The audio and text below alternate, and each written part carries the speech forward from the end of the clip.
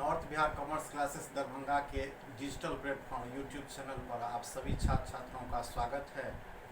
अभी आप लोग को हम कंपनी चैप्टर पढ़ा रहे थे। कंपनी चैप्टर में एक क्वेश्चन हमने बताया हूँ, जनरल इंटरव्यूज़ का बताया हूँ, उसी पर आधारित क्वेश्चन नंबर 2 था। बहुत सारे छात्र सफल रूप से बनाए हैं, काफ़ी सही भी रहा है। और क्वेश्चन नंबर 3 जो महत्वपूर्ण क्वेश्चन है उसको अभी मैं बताने जा रहा हूँ। ध्यानपूर्वक सुनिए, उसको समझिए, तब बनाइएगा। पहले प्रश्न जान ले क्या है क्वेश्चन नंबर 3।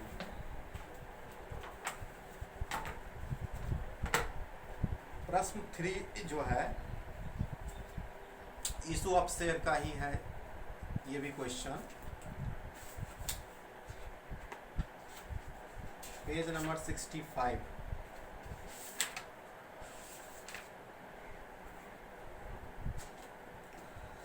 मोहन लिमिटेड की अधिकृत पूंजी 2 लाख है, जो कि 10 रुपया वाले 20,000 समता अंशों में विभाजित है।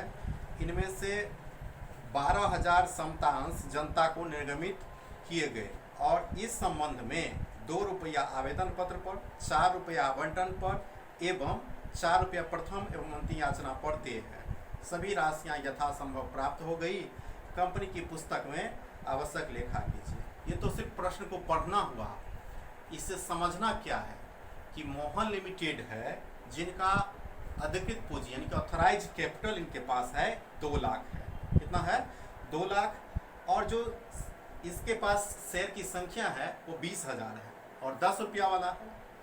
लेकिन अगर ये रुपया नहीं दिया रहता या संख्या शेयर का नहीं दिया रहता तब इसकी आवश्यकता था। ये दोनों चीज़ की आवश्यकता नहीं है इसमें। और 12,000 समता अंशों को निगमन किया जा रहा है। जो इससे वैल्यूएबल पॉइंट निकल के आता है, यहाँ देखिए हमने रब किया है इस साइड में समझाने के लिए आपको कि इशू ऑफ शेयर है 12,000 और पर शेयर मतलब एक शेयर का दाम है 10 रुपया। एप्लीकेशन है, एप्लीकेशन पर 2 रुपया, अलॉटमेंट पर 4 रुपया, फर्स्ट और फाइनल कॉल पर 4 रुपया। टोटल 3 स्टेप इन्वॉल्वमेंट है इसमें।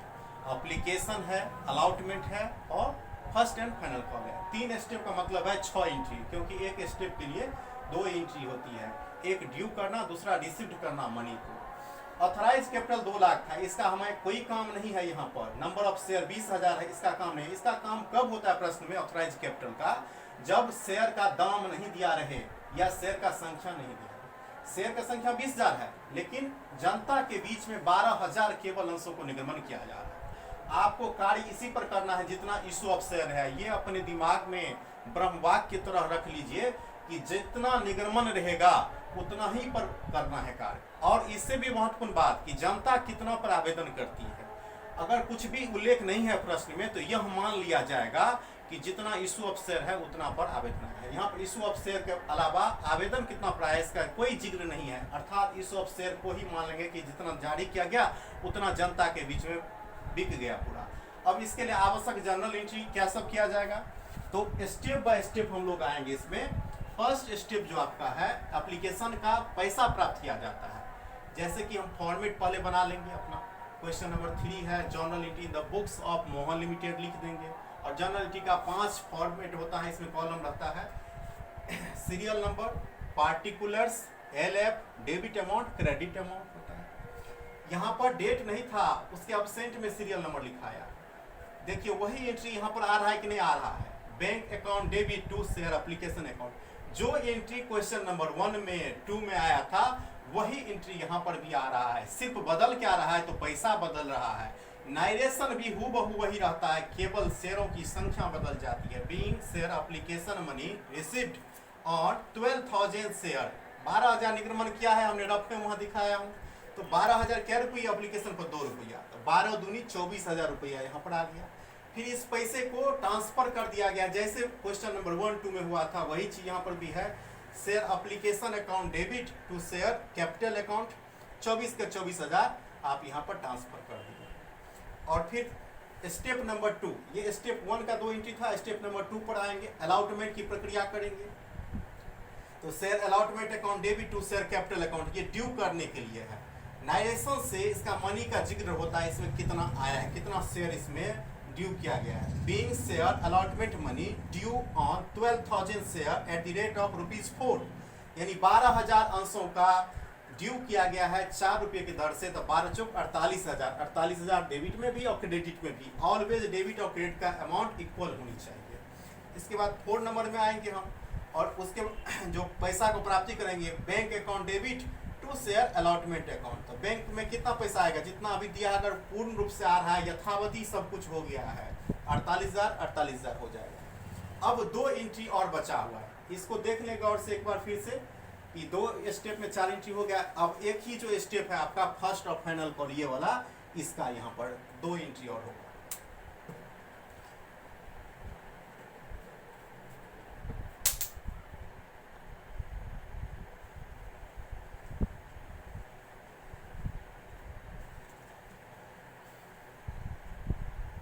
पूरे कंसेप्ट क्लियर रहना चाहिए। जो पहले से जनरल एंट्री पढ़ लेंगे, जो बताएं हम, तो आपको सब बन जाएगा। केवल नाइडेशन में तनिक सा परिवर्तन आता है शेयरों की संख्या में, और जो उसको अमाउंट कितना स्टेप में इन्वॉल्वमेंट है इसकी, यानी कि अधिकतम स्टेप 4 स्टेप हो सकता है, लेकिन देख रहे हैं कि यहाँ पर प्रश्न को 3 ही स्टेप में खत्म कर दिया गया है। 3 ही स्टेप में पूरी राशि को ले लिया जाता है। ये कंपनी पर डिपेंड करती है कि कंपनी क्या कैसे पैसा लेती है आवेदक से, उसके अनुसार। अब जो बकाया स्टेप था last 1, share first and final call, उसके लिए यानी कि 5 नंबर एंट्री करेंगे आप।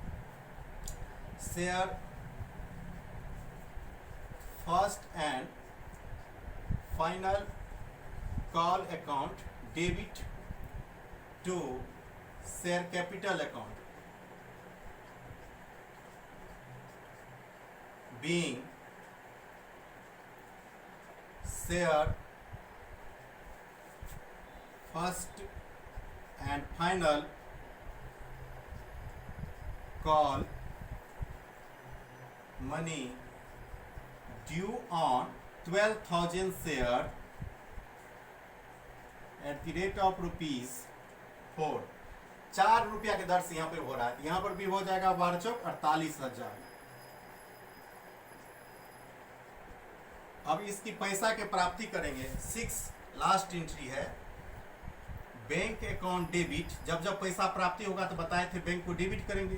बैंक अकाउंट डेबिट हो जाएगा to share first and final call account. 48,000 इसमें भी राशि आ जाएगी।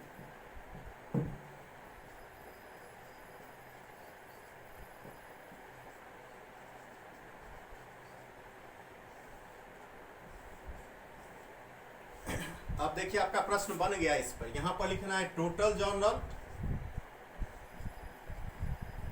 और 2 चीज और मेंशन करता हूं कि प्रश्न में नहीं लिखा रहता है, तो एग्जाम में आप कैसे समझेंगे क्या निकालना है, क्योंकि वो कभी कभी अपने अनुसार देता है। शेयर कैपिटल, बैंक बैलेंस, तो आप तीनों लिख देंगे। टोटल जर्नल लिख देंगे, बैंक बैलेंस लिख देंगे, और शेयर कैपिटल भी लिख देंगे।